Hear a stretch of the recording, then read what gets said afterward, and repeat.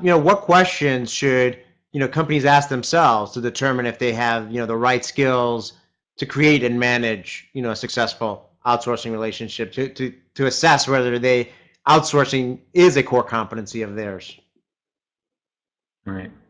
Again, two quick comments. I mean, one, if you're not going to invest in the relationship, if you're not going to manage relationship, you're setting yourself up for failure. We talked about that. Number two, I think the secret sauce at the end of the day is to develop that internal competency for outsourcing and to invest in that internal competency. I think to be more specific, the questions I would ask myself if I was a client about to go down that outsourcing path, certainly would be my statement of work and scope. Do I understand that?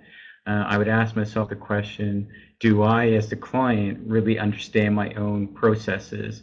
Can I effectively articulate those processes to the outsource provider? Because if I can't do that, I'm setting that outsource provider up for failure. So I mean, that's an important conversation.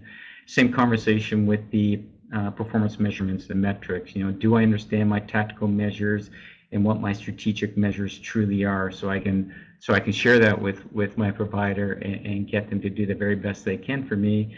And I think that last comment, the last question I'd ask myself if I was about to go down that path as a client would be, do I have any information gaps, whether that be volume metrics or forecast or growth numbers, or perhaps it's some type of product detail. But if I've got some gaps in my information, I've definitely got to fill those in before I go down that path. I mean, that's just fundamental to the success. So I think at the end of the day, to sum it up, I really believe in that outsourcing core competency, and the clients that are successful have figured that out, and it's it's a great conversation.